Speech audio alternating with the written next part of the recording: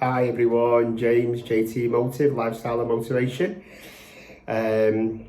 Hope everyone is good. The weather's gorgeous. Again, how lucky are we?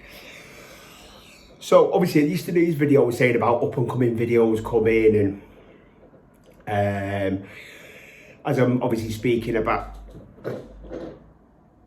just rocking, speaking about obviously through my drinking and using years and stuff at the beginning, I was quite successful, still working,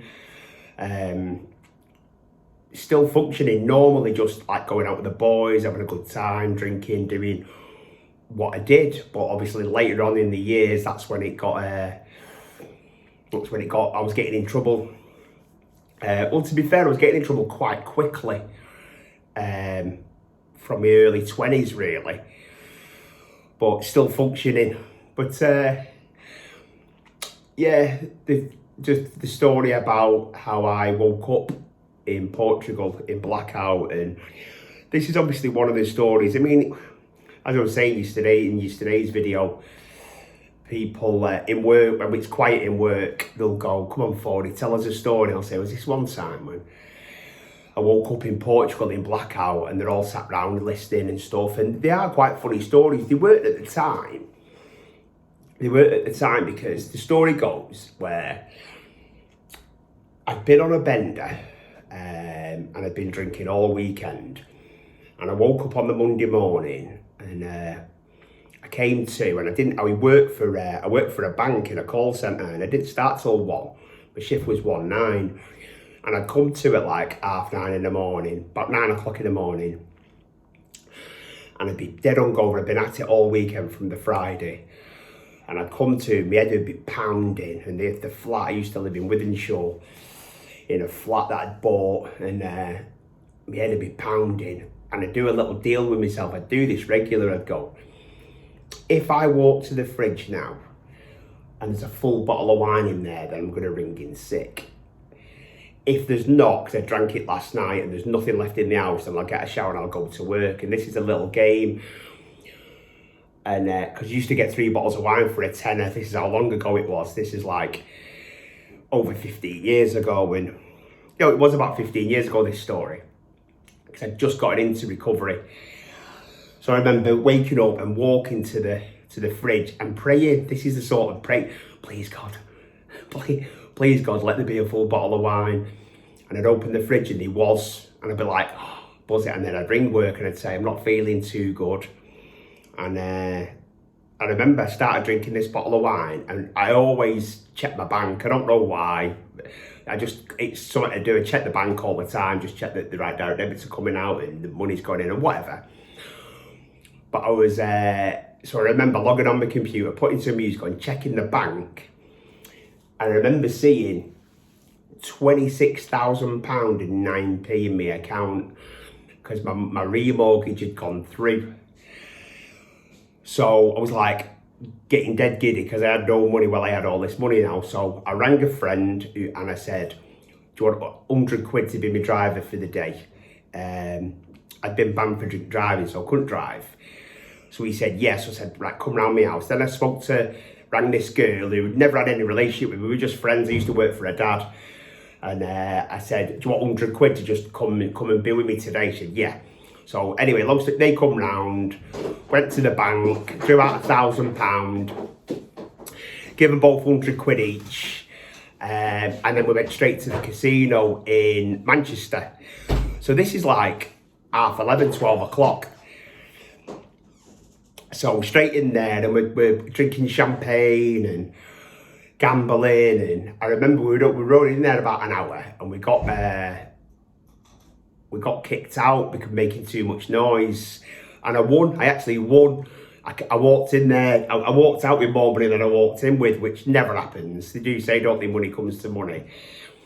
So anyway, left there, back to the flat, got some drugs delivered, and that was it. I was off and running.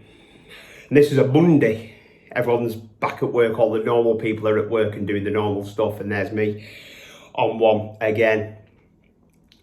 Anyway, I'd end up going back to this girl's flat she lived in Manchester in this little apartment, and her boyfriend was there who I know as well. So there was 3 of us, and we ended up in some shebeen in Moss Side.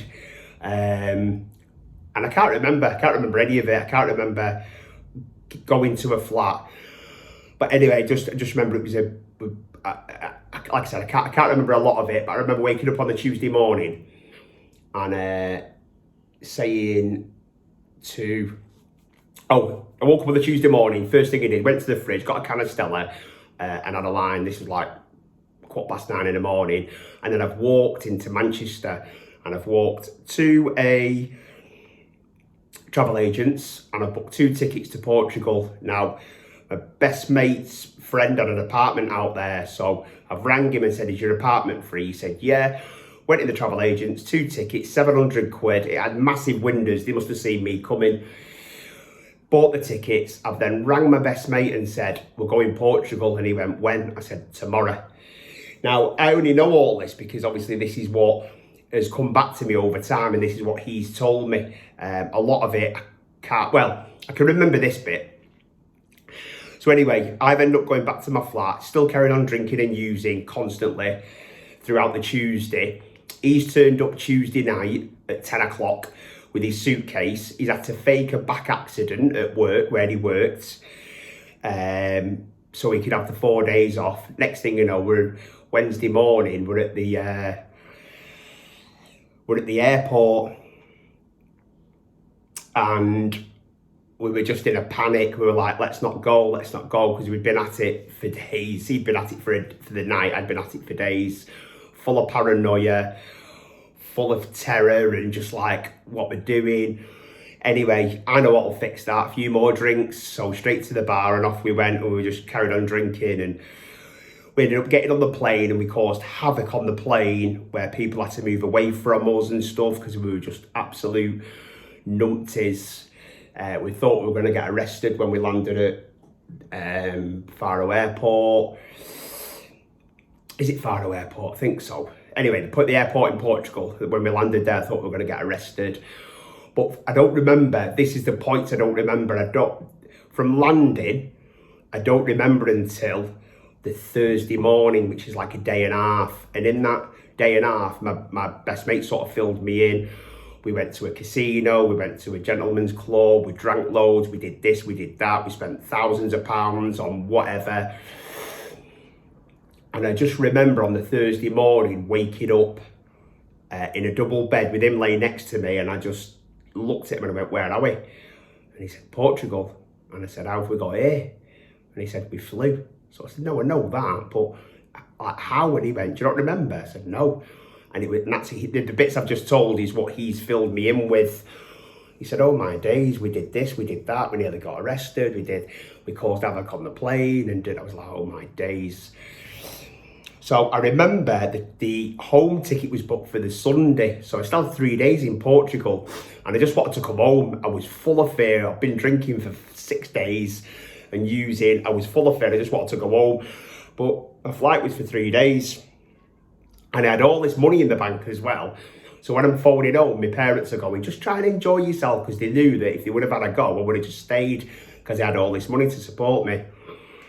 Anyway, we ended up just sort of calming it down a little bit, still drinking and doing what we were doing and eating food and just, but it was the season was shut. It was like September, October time in 2005. So the season was shut, nothing was open. Numpties, absolute numpties.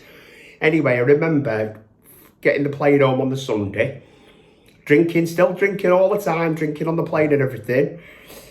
And I remember I landed at Manchester Airport, and I remember kissing the tarmac and saying, that's it now, I'm done with drinking, I'm done. And I meant it, that's it, I'm done. I've just had 9 days drinking and using, I'm done. And now my flat in Wythenshawe was 10 minutes from the airport, so we jumped in a taxi, got straight to the flat, walked in, and it was still obviously the way we left it 4 days ago, because I'd lived on my own. And I remember as I walked in, there's half a bottle of brandy and I grabbed my Coke on the side, and within 2 minutes we're at it again. And 20 minutes previous, I've kissed the tarmac and said I'm never doing it again, and meant it. And I've walked in and I just went bang. and he went home to his missus, and I carried on that Sunday, and I woke up Monday morning and rang in sick again for another week and just carried on drinking all week. So it ended up being a 16-day bender, which was, and I'm telling the story, and now I'm looking back thinking, yeah, it was funny, and I tell the story, it's funny, but at the time it wasn't funny at all. It was horrendous. It was horrendous, and these are the scrapes. There's loads of these that I got in. Not good at all, obviously. And it's not like, it's like letting people down. The girl who was with me at the time, with my daughter and stuff like that, and the dad's just gone missing for 4 or 5 days. They never saw me. My daughter, I was never really in my daughter's life early on, because I was always like a single lad, off and running. But the power of this illness is horrendous. Thinking I can do something about it. I can't even stay sober for the love of my own daughter at the time. So I needed something a bit more beyond human aid. It says in the AA Big Book, we need beyond human aid. We need God to remove the obsession. Otherwise, I'm just going to keep going and keep going and keep doing the same thing. The definition of insanity is to keep doing the same thing and expecting a different result. And I was just completely insane, constantly doing the same thing. So, but it's not like that today. And thank you so much for people that have subscribed and liked and commented. A good few more comments. It's just good. It's just good. So please don't forget to hit the subscribe button at the bottom. Tick the bell so you'll get all my new videos that come through. Put some comments on. I promise I will get back to you on them. And share as well, please. Always good to share. May help somebody else. I hope everyone has a great day. Love and God bless. Take care. Bye-bye.